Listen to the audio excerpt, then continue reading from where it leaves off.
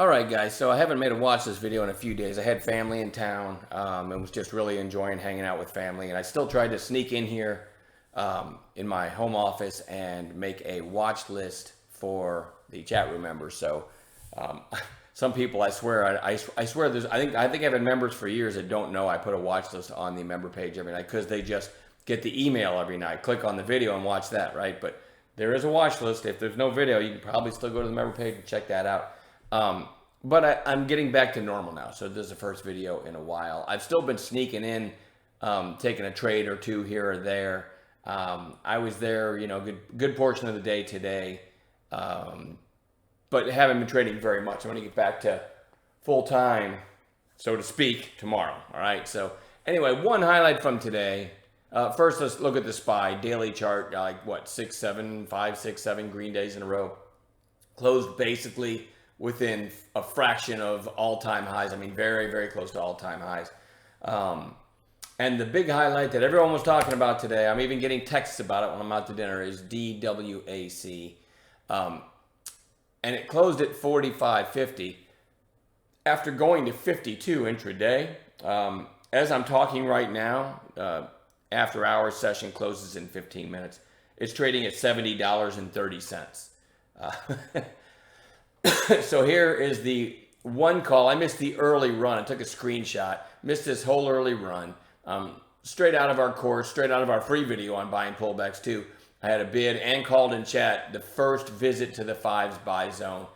You can see I got filled at 1761 on a pullback bid. I think the low of this pullback was 1751. So I caught the pullback within a dime of the lows. And then it pretty quickly went to a 21-ish. That's when I took the screenshot. But when we go to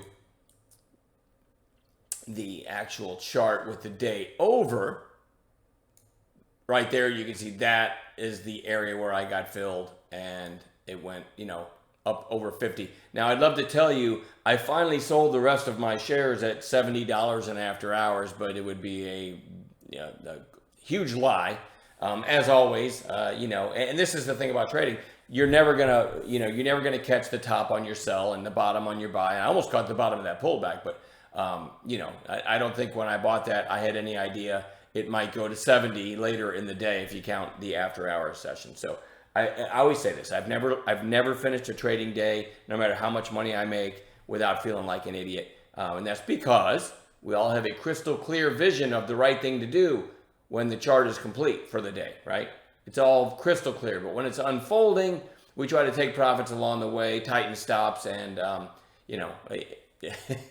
if you don't think, and I made good money on this today, right? And if you don't think I feel like I completely botched it, you're wrong. I do, and I think there's a ton of people out there, feeling like, okay, I left a couple cars on the table, so it's just part of what we do for a living. But you got to be happy with being able to pull money if you can, as I can do it consistently every day, and then work on, trying to eke more out of these trades. But, I don't think anybody expected that. Anyway, we're going to watch this tomorrow, even though I feel like it's stupid at this point because it closed at 45 and it's trading at 70.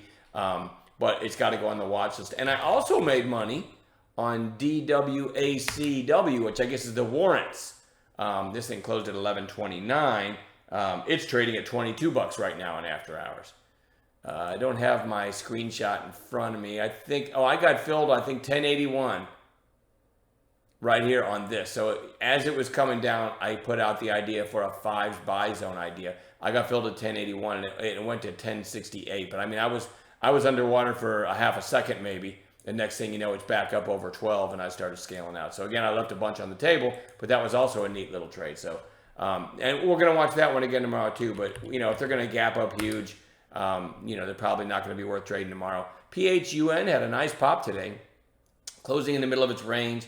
In after hours again, like the others, it's trading at 279 right now. So I think there was a lot of money to be made. And I left early and went out to grab a bite to eat with my wife. So that was an expensive meal because there were some pretty good setups, even in the DWAC and probably this PHUN in after hours. So anyway, that one's on watch tomorrow as well. RBLX, nice volume and a strong close. We'll see if we get a follow-through day there tomorrow. DI, nice little breakout, very strong close. We're going to watch that one tomorrow. I'm going to put WISH, WISH on watch.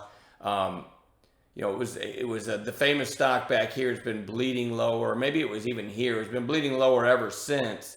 But then yesterday kind of had a nice little breakout and topped at 631. Today, topped at 607. You know, put in what I would call a quiet inside day. So we're looking for a third day play there. It doesn't look that great, but if you zoom in, you know, that was a pretty nice day yesterday. 532 to 631. A dollar move on something that started, you know, around $5.30.